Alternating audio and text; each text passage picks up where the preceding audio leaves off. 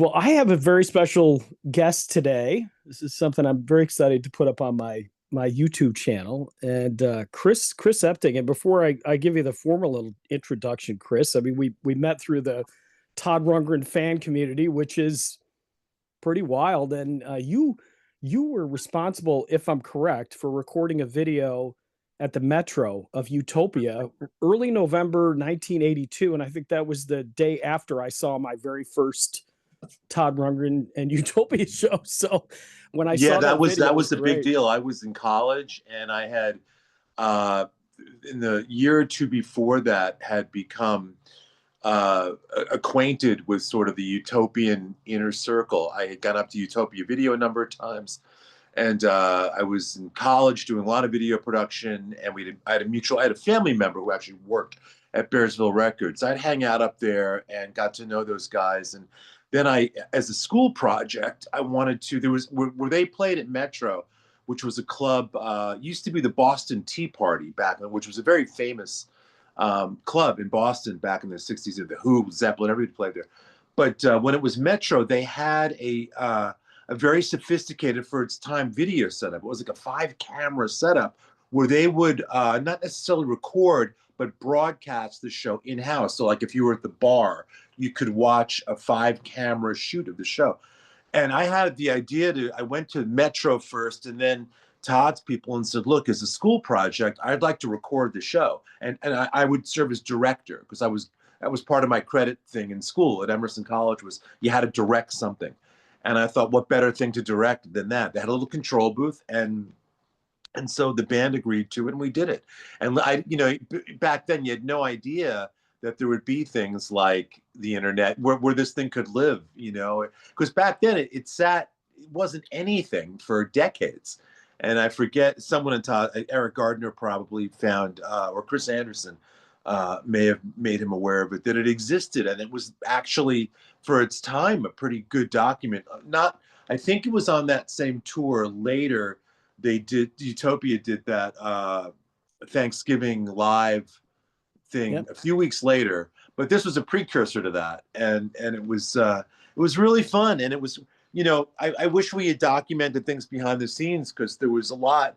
The band had done a record signing that day at Strawberry Records on Boylston Street, and traffic was so bad they couldn't get to the show. So I guess they got out of their cars and took the T, which is sort of the Boston subway, and raced in like the Beatles at the last minute, and there were no dressing rooms. It was just very chaotic, but really interesting to watch them.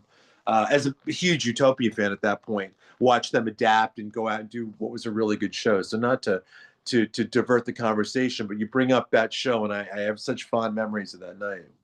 Yeah, well, as I said, I saw him the night before was my first Todd show, and I remember the USA Network thing on Thanksgiving as well. But that particular Boston show, I think it was a little more sentimental to me because it was my first show, so close to it, and it's still at a rawness where they weren't necessarily playing to the cameras; they were definitely playing to Well, the and that's club. funny you say that because when they came off before doing their encore, which was always back then just one victory, they were waiting to go out. And I went over to Todd and I said, look, you haven't looked at camera really once. You haven't engaged deliberately. Would you do that at some point during the song? Just kind of for me. And he kind of gave me a look and rolled his eyes. And I thought, well, there's no way that's happening. If you watch the clip, there's a moment where in the middle of that song, he begrudgingly looks at camera, raises an eyebrow. And then when he came off after, he goes, was that okay? And it was kind of funny.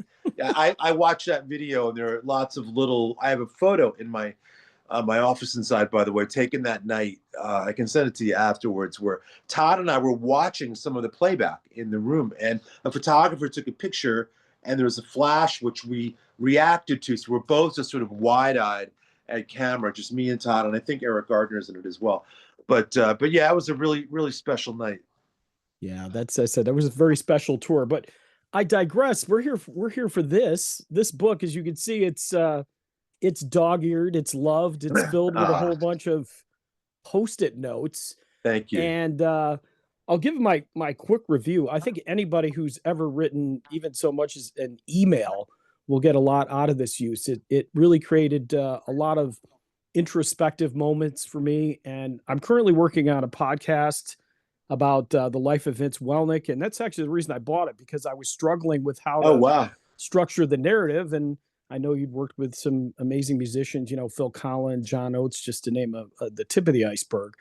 And this definitely gave me some inspirational moments. But the parts, I mean, I don't even know where to begin. I guess I'll just begin with, at what point did this project kind of come to mind, and where does it sit in terms of your overall body of work? Because you've done a lot of stuff, and like every band has their Sergeant Pepper or that kind of stuff. And I almost in a way sense that the John Oates biography was a real pinnacle for your work. But I feel like this is, from a creative and just practical standpoint, this is an incredible work. Well, that means a lot, man. Thank you. And it sits right at the top because, I've written I live in kind of two different writing worlds. I've written a lot of books about history and travel and music and baseball and things I'm just really into and passionate about. But then I co-write memoirs, and that started very serendipitously with Phil Collen from Def Leppard. And God, it's more than 10 years or so ago now. And we had just hung out a lot, and I got to know Phil as a journalist, and I had suggested he write his book, and I thought it would be a fun project for me as a one-off, and we did it, and I really liked it. I loved the process. I loved watching somebody find their voice, and John Oates was soon after that, and that was a big, because I love Hall and Oates as well. And John's a writer, so with John it was way more collaborative, where he would do a lot of writing and I would write. We would exchange stories and critique each other. So I began to notice and then I got into more. I wrote a book with the Doobie Brothers and Dave Mason and Leif Garrett, all these people. And because once you do a few of those, you develop a little bit of a reputation as somebody who can get them done, which artists like. They like to be able to kind of hand off a certain degree of the workload and stuff. But I just noticed each project was so different. There'd be certain similarities, and then I started teaching memoir classes about 10 years ago. And that also taught me that in a room of 20, 25 people, everyone's going to have a different way in. And I was absorbing so many processes and examples of how people find their voice. At a certain point, I thought, well, I'd like to share because I'm learning. That was the irony, is for all the classes I was teaching, I think I was learning more than anybody. And then I thought, well, if I write a book about it, then at least I can put that forward and share what it's like to watch people go through that process. So that was really what inspired it primarily. There's a sub-story threaded throughout the book of an experience I had starting when I was about, I don't know, 11 or 12, where I had the opportunity to mentor under a really famous fiction writer named John Cheever, who was a neighbor of ours in Westchester County, New York. And I had never really shared a lot of that, which went on for years. And so threaded throughout the book, I went back in my journals I kept in and took out those experiences. And even though he was a fiction writer, there was still lots of storytelling learning that I got from it. And so this book, Where One Hears the Rain, which I have my copy here as well. That's from a John Cheever quote, actually. The book is dedicated to him.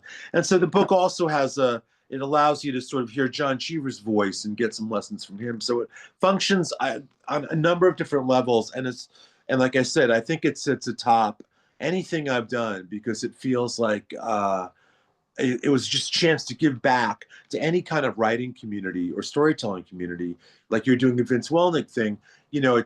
This may help guide you, and just in terms of what to focus on, or how to structure, or whatever. Again, it's not all about writing. It's a lot of it. It's just storytelling, just sitting and communicating with people. I wanted it to help that process as well, because not everybody wants to write a book. I get that. A lot of it is just about how you share things with people. Yeah, I the John Cheever stuff, it's interwoven throughout the book. I think that in many ways is what gives this book its voice. And I mean, I read a weekly column, so I've always struggled with. Yeah. I kind of fall into the trap of trying to sound too professional and polished, and then lose the voice, and then go the other direction sometimes, where there's a little too much voice.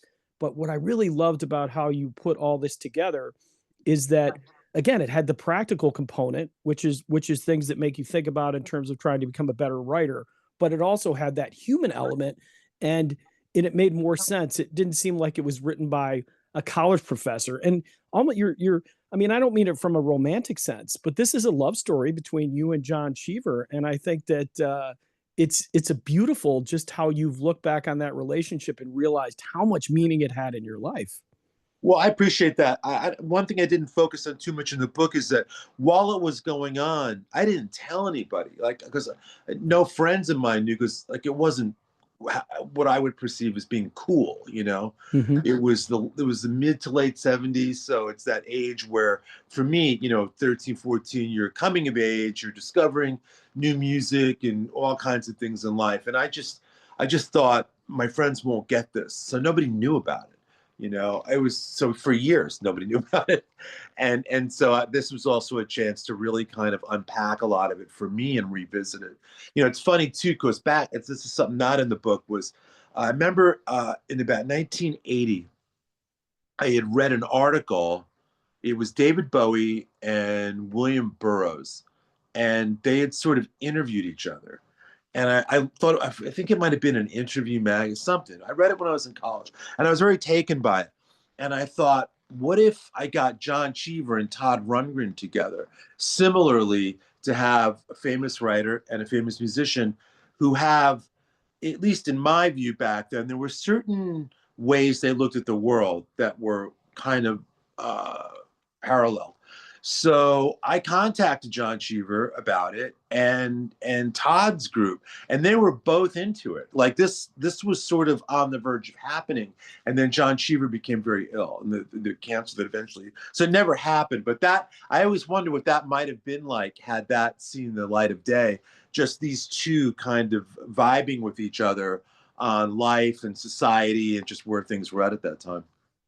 Yeah, no, I mean, I don't want to give away too much of the book, but just how, I mean, it begins, very early on with the meeting and then closes with his passing. And it was just it was very moving. And one of the other things I want to note that you really made me think about the term memoir as opposed to biography and autobiography, where a biography and autobiography can seem like a very sterile process, kind of academic, I think is the term that I used earlier. And whereas a memoir can serve as both something helpful to other people, but really in helping you kind of validate your life, discover yourself, and this is and the take one of the takeaways in the book is you don't even have to write a memoir to get something out of this book. No, you don't. And memoir, there is, in terms of like a genre, people do, I think, sometimes confuse what a biography is, which is somebody writing a story about somebody, an autobiography, which is you telling your whole life, and a memoir, which is really just a slice of your life, some really compelling moment. That the example I use in the book and I use in classes a lot was a book called My Week with Marilyn, about this production assistant nephew of Laurence Olivier in the 50s, who gets hired on this movie that his uncle's directing and gets seduced by Marilyn Monroe, who's in the film. And it's sort of this week in his life. We don't really care about his whole life necessarily. It's this week that's so rich with detail. Now, that said, within that week, as a writer, he did a really good job. It was a good movie as well, where he kind of goes back in time and thinks about his childhood as this other stuff is happening. So you can still get that stuff in. But that was a good example, I thought, of what a memoir really is. It's a moment. It's a career. It's time maybe you spent in the service. It's a relationship. It's a very distinct, finite period of time versus your entire life. Yeah, you mentioned Angela's Ashes in there, which is just one Yeah. of my favorite books of all time. My father was reading it when he passed, so I picked it Uh, up and kind of finished it for him, so to speak. But honestly, the one that I like better is the follow-up, Teacher Man, where he talks about his life as a teacher because I'm a special education teacher, and oh God. I often go back to that book, and a lot of the experiences that he had were very similar. But I think that's another part of this. What I really love about this is it made me revisit a lot of my own personal stories. I mean, I assume that was the ultimate goal. I mean, was the inspiration behind this just saying that, man, I wish I had this book, or is this? I mean, how did this come out? Because it does fit in some of the other things that you've written, but really, this is almost an assessment and a practical manual of what you've done beforehand. Well, a lot of times if I'm writing with other people, it's really, to me, the process is super interesting, especially if it involves like a musician you're a big fan of, so I also wanted to share those experiences with people because they're fun. And I think it's good storytelling, to describe what it's like to have a well-known artist who's going through a struggle or a process in terms of their own storytelling. And when you read that, hopefully it makes it a little bit more relatable. I wanted people to feel that. But yeah, it was a chance to get things off of my chest. But again, I keep getting back to this idea that I was amassing so much Mhm. and not doing anything with it. And I thought, well, this is weird. I'm learning so much from so many people. If I don't package it up in some form, I'm wasting it. And I didn't want that to happen. So I thought that this book is just a good container for all of those things that I was going through. Yeah, and it's great. And we could talk about a couple other kind of interesting things that were in the book. One of them that just sort of popped into the top of my head was kind of a funny and tragic story. The one where you were hanging outside of Keith Richards' house and met that poor young man who, committed suicide, played Russian roulette. I don't even remember what that was. That was a fascinating story, and I think part of that was it was it was short, but it was also to kind of demonstrate that a memoir can be 4 or 5 pages long, but still had a lot of compelling components to it. But Absolutely. is that the first time you've shared that story publicly, or I mean, because that was pretty incredible. I've written a little bit about it. I took issue. I'm a huge Rolling Stones fan. I mean, growing up, it was the Rolling Stones and Todd Rundgren. Yeah. And a lot of other bands as well, but those were sort of the two bookends.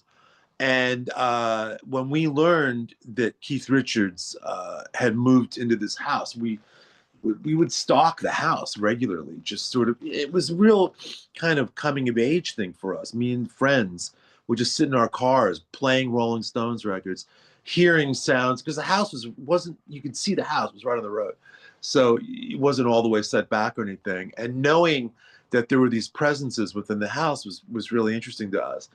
And I journaled a lot about it. That's when I first had started keeping a serious journal. So I would document these escapades that we would go up and we would constantly be trying to talk our way into the house. We'd knock on the door with my sister selling Girl Scout cookies, whatever. It was always some scam we had. And finally, that summer of '79, we're all getting ready to go to college. For me, it's an important moment because it's like the '70s are ending. It's like all these chapters are closing, and there's going to be Jimmy, as we're talking here today, Jimmy Carter, just passed away yesterday, and so he was in the news because the Iranian thing. There was a lot of chaos in the country. We were going to college, so there's just a lot of turnover in our lives, and we went to the house one more time. And as you said, this young guy comes from the corner wondering why we're there. Very politely, we said, "Oh, our car overheated." And he goes and gets a jug of water. "Hey, can I put it in for you?" Because he couldn't have been any nicer. And we just came clean and said, "Look, is Keith Richards home?" Like we finally got rid of any pretext of why we were there. And he gave us this little speech about, no, he's not. And if he was, he wouldn't be happy, and you can't do things like this. And that was like our wake up call that it was time to Mhm. move on, and then days later we read in the paper he had killed himself, whatever the circumstances were. And there's a lot of talk about it. Like I said, I had written about it once when Keith Richards' book came out, the wonderful autobiography called Life. He talks about that incident and really kind of goes after the kid. This was a drifter who they kind of picked up and hired at their house as a caretaker. We thought he was in his mid-20s. He was our age. He was 17 years old when this happened.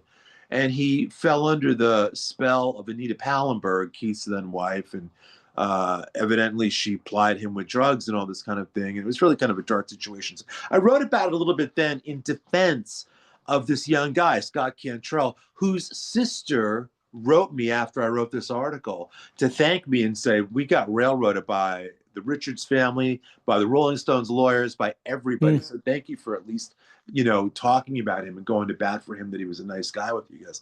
So, but again, we've all got stories from our past where we learn something, we get over something.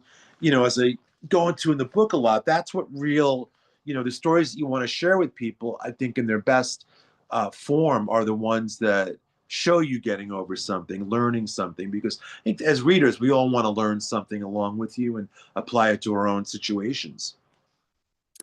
Yeah, no, that was a great story, and I mean, it kind of brings up another couple elements that showed up in the book. One that I mean, there's a lot that resonated with me, but the power of place. And I know you've written books about going Yeah. to ballparks and all that stuff. I've Yeah. always had a love of kind of being in a space where something has happened. Just went to the That's it. Bearsville Theater, and I'm like thinking of all the Meatloaf being recorded here, all the history, the Dylans, the Grossmans, Yeah. and all that. The baseball parks where Pete Rose or Babe Ruth is played, all that kind of incredible stuff. And I wonder, did you ever go back and revisit that house? Have you ever gone back and just kind of looked at it and Yeah, recollected? I did. I have a number of times. In fact, I was in New York last week, and while I was there, my cousin texted me a picture of that house. He was there, and the next day I was back up by John Cheever's house, Wow. retracing, um, you know, my past like that. This whole power of place thing to me is really important. This idea of, just because again, until you go back, that same day we went back to the house where I grew up, and the people were nice enough to let us in, and it's like you go through those spaces, and I think it unlocks um, parts of your life that you won't be able to connect with unless you're standing there. I always think there's something, whether it's your little league field or whatever, but when you stand there in those spaces, to me, something usually happens that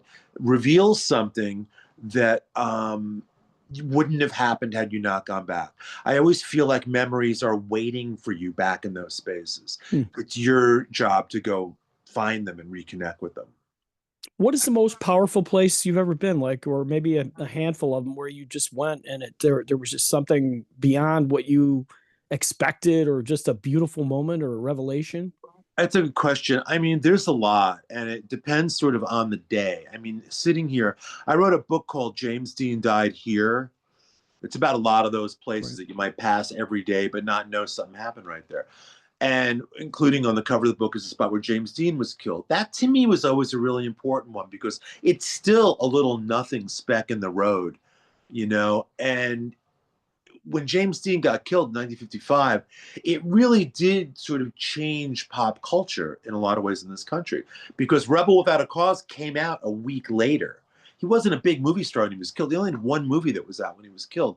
But the timing of his death and that movie, which unleashed so many repressed things in this country, really, to me, represented kind of a ground zero for popular culture. So that one will always be like an emotional favorite. I mean, on a personal level, when I was a kid, in I guess third grade, I had a teacher, Carol Duff was her name, very statuesque, blonde, bouffant haircut, always hairdo, always reminded me of like an astronaut's wife. If think about how they look. And she came into class one day and broke down in tears. And we didn't know what was. You see a teacher crying. It was like a really weird experience.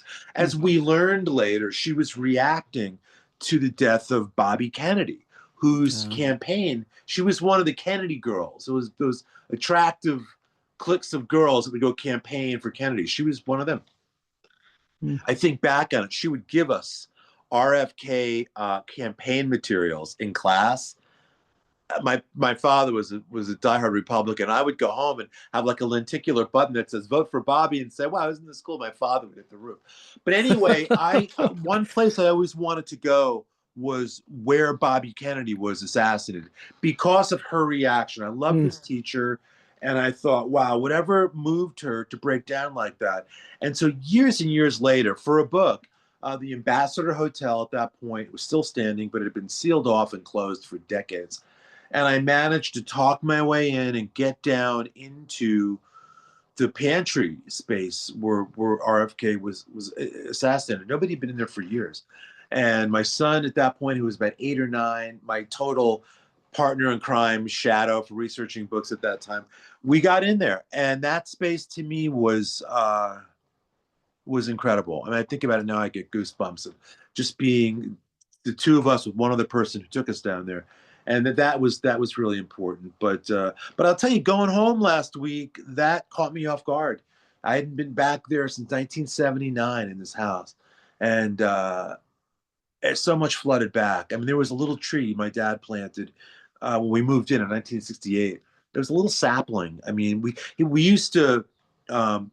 He was so protective of this little tree. He had a little fence around it so our sleds wouldn't crash over it. It was the base of a hill we would sleigh ride down. And we go back last week, and the tree is like 60 feet tall today.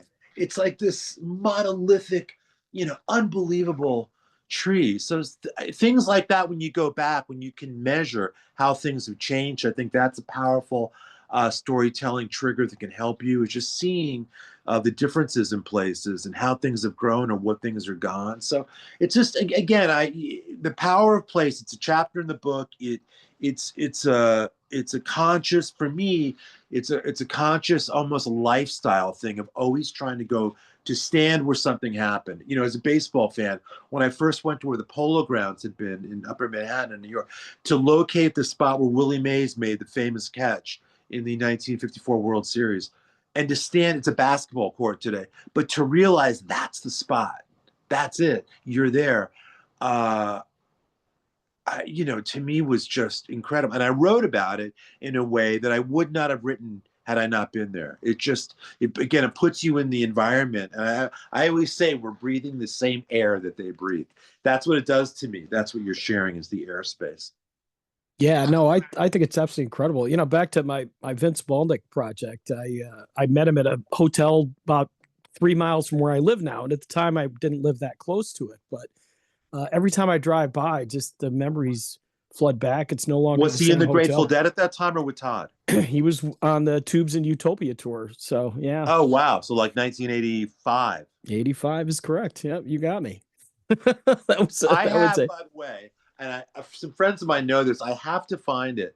I was doing a little Manhattan cable television show at that time, right out of college, really just kind of run and gun. I apologize. I told you off camera. I'm a yeah, little no worries. old, so that's fine. But back then, I had just graduated school, and I had arranged to shoot interviews with Utopia on that tour at the Capitol Theater in Passaic, New Jersey. And we went, and they let us shoot the first. I interviewed the band, and they let us shoot the first 3 songs. And I have somewhere on VHS tape the first 3 songs were on the stage shooting it, and to me it's like holy grail footage Oh my that gosh, yeah, I know especially that it's tour. somewhere in a box, and I've got to find it and then put it out there. Yeah, no, that would be what? Play This Game, probably Style, and I don't remember what the Yeah, third one and was. Maybe I know maybe Road to More Light. Yeah, More Light was late in the set. I remember Oh, that was was it? You're yeah. right about Play This Game. Definitely was the Oh opener. yeah. Style, I think they went into. Maybe it was something they would have needed, like not a hit, but something familiar. I'm thinking, Yeah. like I don't know. Like I I have want to to. say Road to Utopia, but it feels like that'd be too early in the set but they Yeah, only had a it was such a 45-minute weird set or tour. an I saw it hour. a couple of times. Um, Yeah. it was in terms of story, like in terms of storytelling, the band Utopia, I think, has such a fascinating story. Oh yeah. And that was sort of the last, in that moment, the last chapter. And to me, it wasn't entirely pleasant. Even seeing them as an opening group was kind of weird. It didn't fit. I love the Tubes, but it wasn't a co-headline. It was clearly they were the opener, Yeah. and I thought, well, that just feels like a step down. Yeah, the night I met both bands, the Tubes had just lost their record contract, so they were all They were, depressed. yeah, I And remember, right? and Utopia was, like you said, kind of on this last gasp of air, and it was fascinating because to me they were just it's weird when you see like your favorite band or favorite football team or favorite baseball team on the downswing because they're still so on the ups, always on the upswing to you. So I think again, Yeah, that's and they were part of the so story as great. And well. I always remember thinking that, like, I always felt a little bit for the other guys besides Todd in the group because there were, I mean, so clearly talented. Yeah. And I always felt like it was sort of maybe Todd's decision making is what was not allowing them to function as a full time band. You know, it was sort of at his whim to do a Beatle knock or whatever, you know, and there was just so much potential there under different circumstances. To me, they could have been, you know, on the level of the Cars or Boston and other bands at the time that were smart and melodic and interesting and really great players, you know. Yeah, no, I agree. It's definitely an interesting story that could potentially be told. So I don't want to get too far off on the buddy trail, but I could talk about Utopia till the end of time. Um, just a couple of quick questions, semi-related to the book. We'll go to John Oates because, of course, that again, that's one of your projects that people are probably familiar with. You work with John. It seems like you guys had an incredible working relationship. He's written very nice words about you. Seems like a really nice guy. We all know that in recent years, maybe within the last year, he had kind of a split from Daryl. Yeah. It wasn't necessarily a surprise to me. I think that if you read between the lines, more what Daryl said in terms of it being a working relationship and not necessarily a deep friendship. Were you surprised at how things kind of fizzled out? And was there any, like, again, you talk in the book about how you have to approach certain subjects very delicately. I mean, was that a subject that maybe was a little more difficult to contend with? Because there is that perception, you know, there's Simon and Garfunkel, there's Hall, there's Oates, there's all these relationships, which to maybe the listener are sacrosanct, but behind the surface, there's some things that maybe need some unpacking. I was surprised. I mean, when John and I mean, we worked so closely, and a great friendship developed that, you know, continues to this day. And really, you know, we it was so unique. And I subsequently, John had so much time on the road to work that I would go out a lot, and even became almost like the unofficial photographer. I would go. I like shooting shows, and so I would shoot every night and just be in that circle on the road with Hall and Oates. So you see a lot when you're in that position.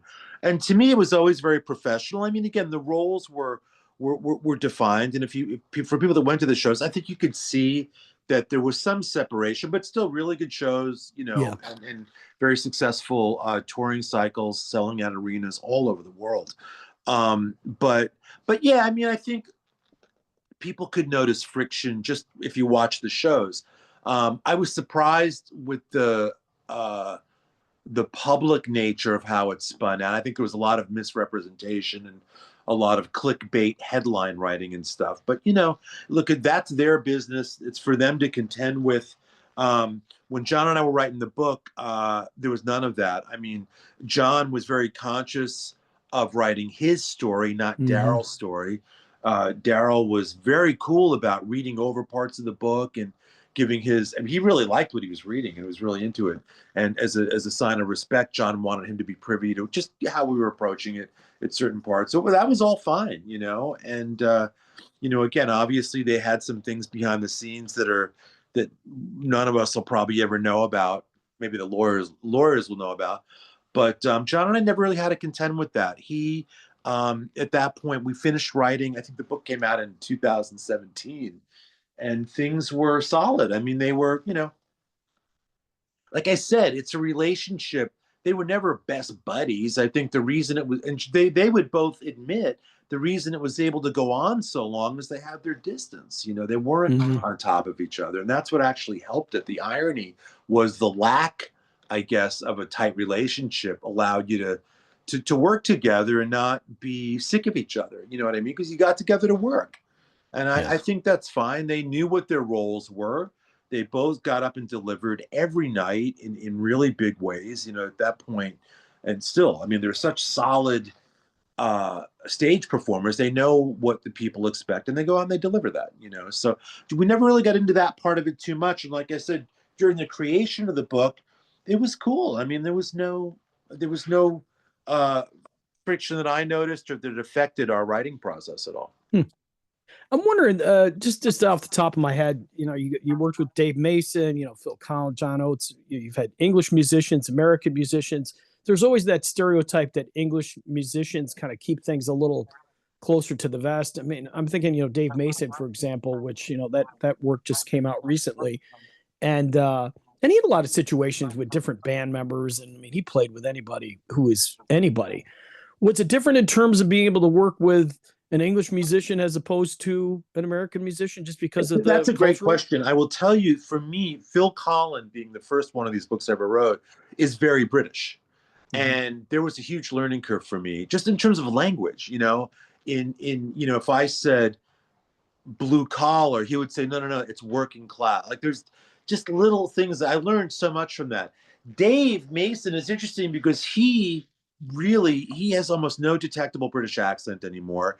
He first moved here in 1969 and embraced, um, you know, American culture and almost abandoned his upbringing. You know what I mean? So Dave to me is more American than British today. Hmm. The one I'm working with somebody right now, Paul Rogers from Bad Oh, Company, wow. and Paul's very British, and I feel very comfortable in how it's very early in the process, but I've been writing some pieces, and I think back to working with Phil Collen, which really helped me because I feel like I get that now. I get Paul's voice, and I can write in that British rhythm, which is distinctly different than American, thought or speech patterns. Those post-war kids in England came out of very tough Mm. situations, where their neighborhoods were bombed out, very unlike what went on in this country. We have no real precedent for that. And so you're dealing a lot with musicians, the Brits who are, they're, they, they're tough, they're tough guys. They came out of very chaotic situations as young people. And yeah, so it's a good question. You do have to really think about the British sensibilities and how it's going to feel authentic to someone's voice. Oh, for sure. Paul Rogers. Wow, that's a long overdue book for sure. There's a guy Oh that man, I you have think no we all idea. agree Yeah, he just should be in the announced Rock and it. Roll They Hall of Fame. they announced it on his birthday a few weeks ago, Oh, nice. that he's working on his book. And yeah, I'm just helping him just deliver the best story. He's an amazing storyteller. He has lived so many rock and roll lives. It really, it to me, I I consider Dave Mason one of the last great untold rock and roll stories because Dave, you got Traffic, you've got him working with the Beatles, with Bob Dylan, with the Rolling Stones. I mean, it's insane. People, they don't realize that, like, that's Dave playing guitar on "Listen to What the Man Said," the McCartney's. It's like Dave just on Street Fighting Man and Rolling Stones. Dave's like Zelig in rock and roll. That said, I think Paul Rogers is maybe the ultimate untold story. When you look at Free, when you look at Bad Company, obviously, when you look at The Firm, when you look at the solo stuff, Paul's just like, and when you look at how other artists think about him, whether it's Robert Plant or Jimmy Page or whomever, I mean, they all kind of revere Paul Rogers' voice. They all come back to that he is the voice, And so I'm not taking this one lightly at all. It's such a privilege. I mean, again, it's a cliche, but Paul is true rock royalty. I mean, when you think Yeah. of who's left that haven't told their story, there's not a lot. And I think Paul's is going to be I know it's going to be really exciting. Yeah, that has to be a testament to your work. I mean, you put a lot of practical stuff at the end of the book as well, just in terms, dealing with agents and all Yeah. kinds of things, and in trying to build yourself a career or reputation.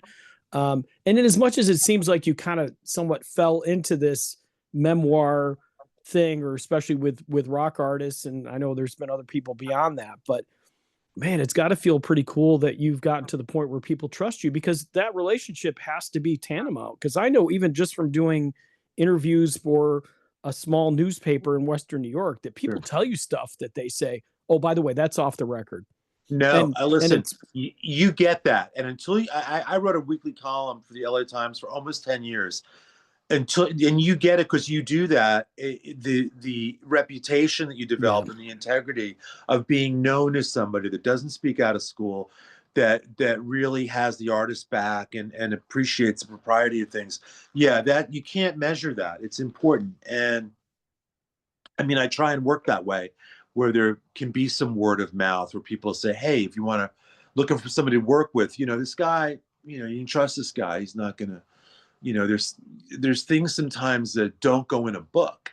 I remember Oates one time we were sitting talking, and he said, you know, we were putting together stories for the book, and he got to a point, and he says, I wish I could tell you what happened next, but I've never told anybody that. And I said, well, tell me. He goes, well, it could never go in the book. And I said, well, it doesn't have to. I said, but we don't know what's behind it. Like, there might be something that does go in the book. So we kind of debated this a bit, and he finally goes, okay, I also really wanted to know. And he shares the story, and it had no business being in the book, but it did open up another door that did create a scenario with a great story that wound up in the book regarding the album Band and Luncheonette. So sometimes, and John knew I would never share what we talked about, you know. Hmm. Uh, and typically, when you write with somebody like that, you sign what's called, you have a collaboration agreement.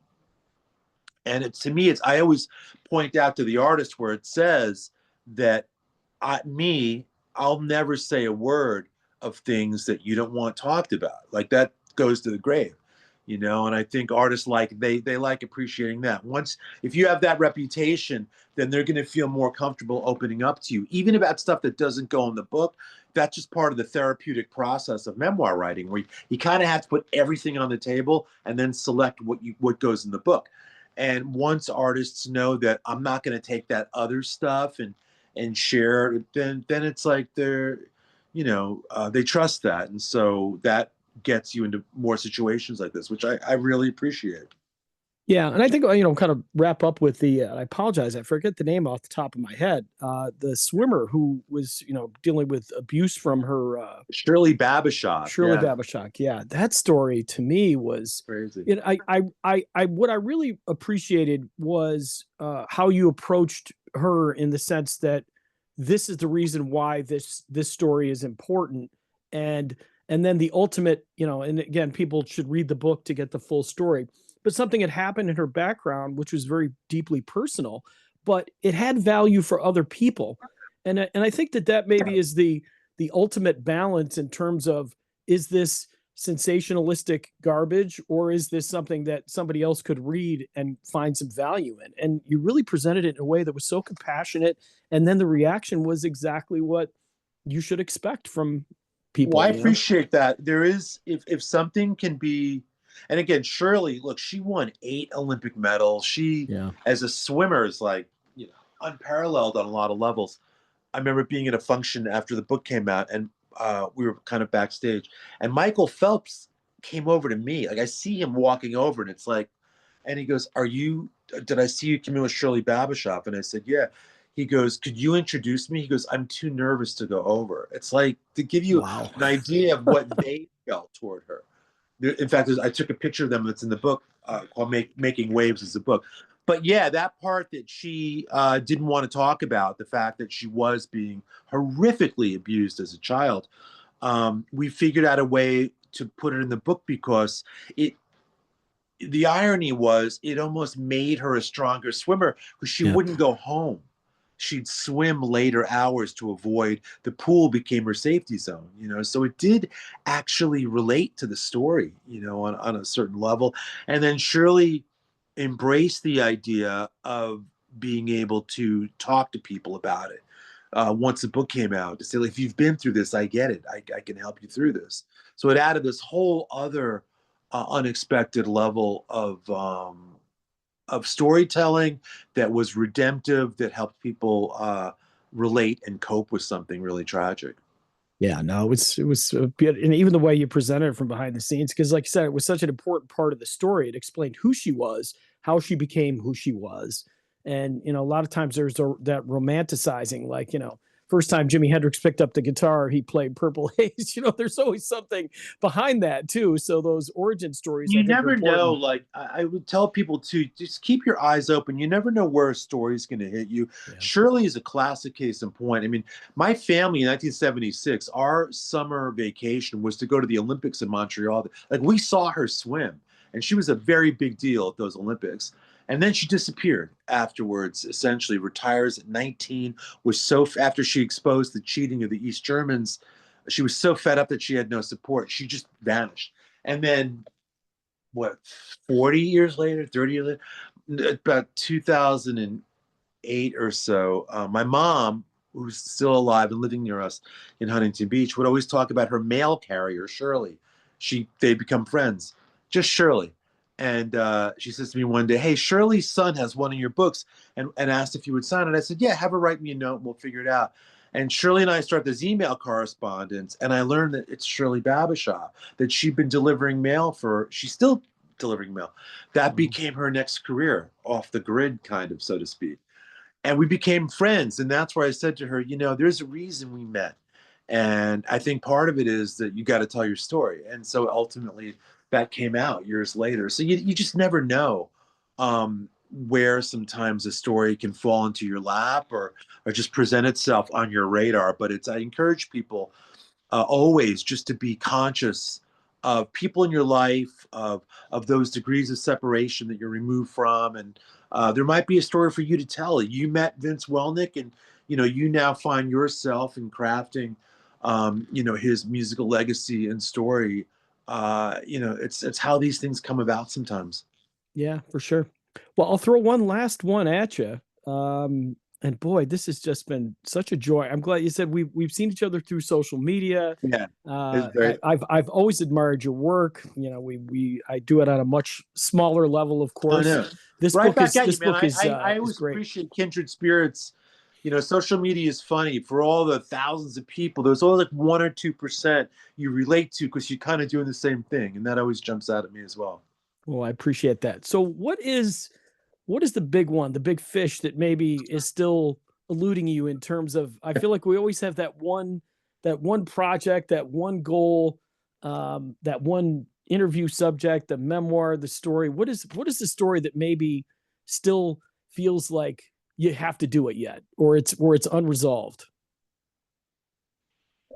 That's a good question. I'm not sure I have an answer. I mean, if I had my druthers, if the phone could ring today and someone would say so and so wants you to help them co-write their memoir, it would be Mick Jagger. But that's not going to happen. But that would always have been the one. Um, Beyond that, I'm not sure. I wrote a book about Theodore Roosevelt years ago about his very first trip to California, 1903, and it's about a road trip, essentially a 9-week trip he took on a train to learn about America. And I wrote this book about that, and it's good. It tells the story of the birth of the national parks. He and John Wow. Muir, and I think it's a really interesting book. But it also, I've always been a big Theodore Roosevelt guy. As I learned, it's never Teddy. His great great grandson called to admonish me. He really liked the book, but you can never. The title refers to Teddy Roosevelt. He goes, no, it's TR or Theodore. That's all he Wow. preferred. So there's something in the TR world I would like to unpack at some point. I think that could be interesting. But beyond that, I mean, I really feel like honestly, I've done books I set out to do when I was 11 years old. My first trip to the Baseball Hall of Fame in Cooperstown was like, I mean, that was like going to Lord's, for me.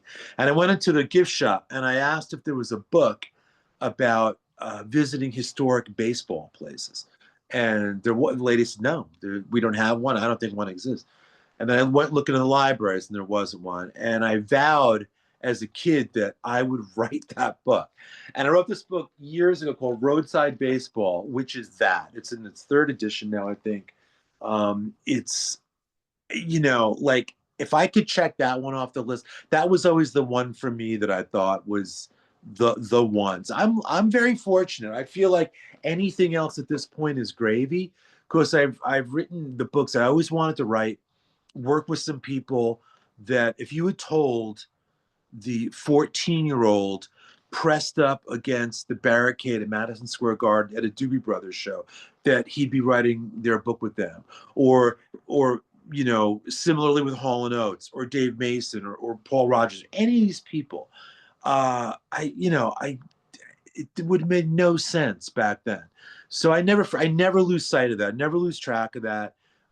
So I consider myself very fortunate to fall into these situations. But the great Branch Rickey, the owner of the Brooklyn Dodgers, one of my favorite quotes is, he said, "Luck is the residue of a good design." And I believe that if you do the right things and set things up properly, you'll get the bounce. You know what I mean? You just got to put in the time. There's no real shortcut to it. You got to work your ass off, and then you'll get lucky if you do all things as well as you can do them, and work as hard as you can. Then you'll get those roles, and you'll get a call where someone will say, "Hey, you know, we really like these books you wrote with so and so. Would you like to talk to our client about their story?" And it's like, God, really? So that's really all I can put my finger on now. That said, you never know. There's a couple of musicians that have not written stories yet that I'd love to work with, because we're in this kind of golden age of memoir, you know, especially with musicians. And hopefully our paths will cross at some time. But hey, if not, I've as we stand right now, I've gotten to write books with 5 Rock and Roll Hall of Famers. Now, of all the ones who deserve to be in, I put Paul Rogers at 1, 2, and 3. Honestly, Oh yeah. I think it is absolutely absurd. Yeah. The band Free Yeah. alone should be in. You know, Yeah. Yeah. Bad Company. I mean, really. I mean, but anyway, I hope that changes, and I can say it's like my 6th Rock and Roll Hall of Famer. But regardless, as we sit here today, Paul's story to me is so rich and so needing to be told. In terms of what he did and what he's been through and all. Right, or as you catch me today, I'm in the middle of it, you know, and really excited about what this year is going to bring. So Yeah. In all honesty, I mean, that book and the publicity behind it could be the impetus to finally get him over the top. I agree with you. I what mean, Paul about you? Kossoff, I mean, you know, What would be your sort of brass ring if you could grab one? Uh, what would it be? one artist. Yeah, well, or a project. I've actually got 2 projects on the top of my mind once Vince is done. One of them you inspired from reading this book. I want to write something similar to Teacher Man by Frank McCourt, just based on my time in special education, which was a second career that I started in my early 40s. And I recently had during the process of the Vince Wellner project, had a long conversation with Mary Lou Arnold, who's Todd's longtime, you know, road manager and everything like that. And she didn't have very much material regarding Vince Welnick, but her life story was so compelling.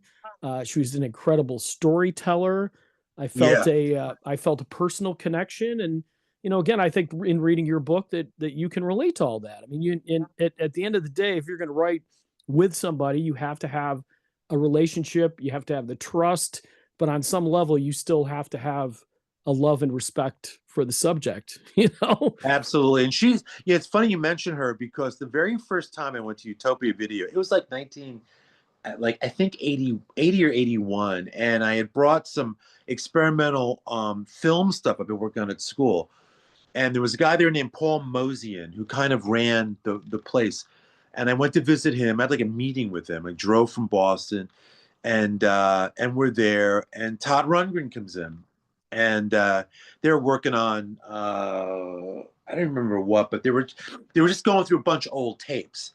And then the door opens, and this blonde woman comes with a box of tapes, and it's Mary Lou Arnold, and I think she had just started working there, almost as like a gopher kind of Yeah. gal Friday kind of thing. And Paul says, he goes, man, he goes, no one hustles like her. She's the hardest worker. This girl is like on it. She's the first one in, the last one out. And then I remember a few years later when we shot those clips, on the '85 tour. She's the road manager at that point, and I had to deal with her to set everything up. And I said to her, I said, "You don't remember me?" I said, "I was sitting in Paul Mosian's office that day." She goes, "Oh, I remember." And I said, "It's amazing, like your career arc, like what you've Yeah. done. You're in charge of this now." It was really impressive to me. I always kind of admired her, and Jesse Gress obviously was just one of the most incomprehensibly talented, interesting artists and things. So yeah, I think get her to tell her story. Maybe that's a co-write for you or something. Yeah, it's what's great about it is it's not salacious. It's there's love story elements of it. She stayed out of all the. I mean, it's like this person hanging around all this chaos, and everybody thinks, oh, the rock star life is drugs and all that stuff. She was, I don't know. I think she's not just brilliant, just a great heart. But like you said, the story of her and Jesse alone is almost And listen, you worthy. mentioned the salacious stuff. I have a thing about that too. When I sit down, sometimes artists are gun shy because they think that's all you're going to want to go Right. to. I go the exact opposite way because books that have their little moments of that, when a book comes out, that's the stuff that gets noticed in reviews. There's no real reason to read a book because they'll focus on that one little thing, Yep. which has very little to do with the music or the life or the lifestyle or anything. So I don't even look for that because I don't think it makes for good storytelling. It's a cheap gag. It's a you know it's a very kind of instant gratification literary technique that does not stand the test of time and doesn't make for great books personally. And I think artists also like that. I've talked to artists who have said, we worked with somebody before, all they wanted to do was hit this and like nothing else, and they didn't want to do that. And again, I think if you focus on the music and things they got over in life, that Yeah. just makes for more timeless storytelling. Yeah, and I think it's again the things that resonate with people and hold up longer. I mean, one of the stories you wrote about in the book that really hit home with me was John Cheever having the moment with the prisoners, those people that could really relate to his Yeah, story, as opposed to just at a local library where maybe the locals show up out of curiosity, whereas these prisoners. Not to sound like it's a joke, but this captive audience, but it had more to yeah. do with the idea of redemption, because even if they're in the prison, they don't have to come listen to this guy. But just the way you put that interaction, to me, that was the author's validation in saying, I'm not writing this to get headlines. I'm writing this to change lives. That Well, sounds and very, plus but that's nobody what it knew he is. was going. When he Yeah. took me a couple of times to Sing Sing Prison for those readings, he didn't tell any. There was no publicist saying, "Today, John Cheever visited." He did this as part of his own process. He really, he did it quietly. He did not want a big deal when he did it. He wanted no fuss. We kind of slip in, slip out. There was very little fanfare, no fanfare about it, which I always appreciated. Before we go, give me your number one Todd Utopia show that you've Oh seen. my goodness. Well, probably the Utopia reunion at the Highline Ballroom with Moogie Klingman right after his cancer Oh, you were there. Oh diagnosis. my God. Yeah, it was the first night. The second night they recorded and broadcast. That was but there's I don't know. It all comes down to the emotion. I mean, it just there was a sense of redemption, because Yeah. Moogie and Todd had this tense relationship, and Moogie had said all these terrible things about Yeah. him, and here they were on stage getting back to what brought them together, and just having the whole group there was the musical chemistry was absolutely earth Yeah. I shattering. envy you being at that one. That had to be really special. How about you? I would say there was a show. I loved the recent reunion. I thought that was Yeah. off the chart, but I don't really count that because that was kind of. But I mean, if we were to go back in the day, I would probably say there's two. One was in 1978 at Central Park, which was always for New York people around New York City. Woolman Rink, the Dr. Pepper, and then was Schaefer, and then Dr. Pepper series, as they called it, was always just a great concert experience throughout the whole summer. And Todd played there for years. The 1978 show there that Utopia did, which was kind of I would call it the hermit tour, but it was like that. And he brought Moogie and Ralph Schuckett at the end, which was kind of nice as well. Todd just said, once a utopian, always utopian, which was nice. That show was amazing, as was the next year. I think my favorite was 1979, and it was just it was they were introducing some stuff from Adventures. It was a hot summer day, and but they just ripped the roof off. Well, it was outside, but I mean, proverbially a roof. I've just never seen a band perform in such a committed way as that day. It really was an amazing show, and Todd was on fire. There's some. It's funny because there was a guy next to me at the show who had a Super 8 film camera. This is in 1979. And I was talking to him, and I'm like, what are you going to do with it? He goes, well, just for me, you know? And if you look on YouTube today, 2 songs from that show, I Wow. know it's the guy's camera because it's my perspective of the show. And have you ever seen those before? I haven't. I'll have to take a look for him. If If it's you on look it YouTube. up, it's Trapped and Couldn't I Just Tell You are the two. And he synced it with the sound. Somebody had, ripped the bootleg audio of that day. And I looked at it and I think, well, that day was really, there was something about that day where I just thought Utopia was the greatest band on the planet. They just played, it was so inspired and so electrifying. The crowd was great. That one has always stood out to me. 1979, Central Park. Yeah, some of those recordings, just the 4-piece Utopia, there were just nights where, I mean, when they were on, they were on. They really were. Yeah, just one of the great, kind of, let's say unknown bands because they were very well known, but again, not on that level where I always felt they belonged. They just were such an interesting lineup, but they left us a lot of great music to listen to. And again, if you look up those 2 clips from '79, it's so fascinating to see it. Todd's black, sort of spandex pants and like a red and black leopard print shirt. It was sort of a new wavy, kind of everyone going for that look at that time. And Shaka Khan came out that night and sang "Hello, It's Me." Oh, wow. That was the encore that night. So anyway, yeah, lots of fond memories. And again, the Rundgren sharing groups. I would love to see people from a storytelling standpoint. I think it would be fun sometime if everybody wrote took their favorite Todd show and broke down in story form, following things I have in the book of why, and then collect those memories together. Musical memories like that, I think, are so validating and just, I don't know, they just sort of confirm all those things that you knew existed back then when you were first there. Oh, yeah, no, I agree. I think there's a certain magic to live performances, and there's just some that you're there, and there's just that moment, whether it's in the middle of the show or a solo or particularly good vocal or whatever, that you just stand there and you just shake your head and go, wow, There I'm was a in it. place in Buffalo by you called Uncle Sam's Yep. back in the day. And I remember going there in 1980 to see the shows with Todd Rundgren and Ian Hunter, Yeah, where they that's a had created famous a one. band to do benefits for the presidential candidate, John Anderson, who I think was a Republican, kind of a quiet Republican. But it was Uncle Sam's. I don't know if you ever went there, but it was a bar. I mean, bar slash club, but more of a bar, Yeah. and to see that band, and I remember driving by it years later thinking, what, again, getting back at kind of the power of place. And they did 2 shows like back to back.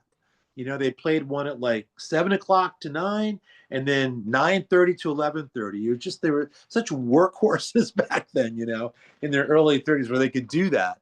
And it was just such an incredible show that blended Mott the Hoople stuff and Todd stuff. And it was just a really very unique. I don't think there's any film footage that I've ever seen or video of that tour, that little couple of week tour they did. I'd love to, at some point, believe that somebody shot that. Yeah. No, it's funny. I interviewed Ian Hunter and I asked him about that because he wrote or he had an album called If I Were President. And of course he's English or whatever. But Right. I said, "Oh, you toured with Todd Rundgren for the candidacy of John Anderson. Were you interested in presidential politics?" And he said, "No, I just wanted to play with Todd Rundgren." Yeah, well, you could see their chemistry was so incredible. And I Yeah. know they kind of hung afterwards a little bit. And I remember seeing them play a couple of years later at a one-off show in New York, but they seemed like like they got along well. And I know Mick Ronson lived up in the Woodstock area. There was a lot of, kind of like interweaving of those between Ellen Foley and, there was Yeah. Meatloaf. There was just a lot of connection up there in the Woodstock area with Todd and Ian and their various camps and things. But I don't want to lose the fact that you came up with that amazing idea that maybe we can somehow see to fruition in the Todd Rundgren fan community. I think the idea of You get one show. Yeah, one show. And you break down the day of the show, the whole day, the whole experience of that show. I think that'd be really cool. Because again, everybody came of age different times. Your first show was 82. 82, yeah. You get people that saw him back in the early 70s. Just it's always kind of an interesting kaleidoscope of how people experienced, because Todd obviously is one of those unique artists that does have this very fervent base that only that doesn't go away. There's not a lot of artists that have that kind of dedication. But look, man, I really appreciate the time. I appreciate your time. You've been more than generous with it. I said I'm a strong admirer, fan, whatever you want to call it. Thank you. This conversation turned out to be just as wonderful as I hoped it would be, and hopefully you enjoyed it as well. And what's that line in the Casablanca? Is this the beginning of a new friendship or something like that? So. Louis, yes, the beginning of a beautiful friendship. There you go. Echo that, Thom. Thank you for all you do as well, man. I appreciate it. I'm sure I know your followers and stuff love what you do, your podcast, your writing and stuff. So right back at you, man. Thank you. All right. Well, I appreciate it. And I will see you down the road sometime. Thanks again, Chris. Thanks, Thom. All right. Bye-bye.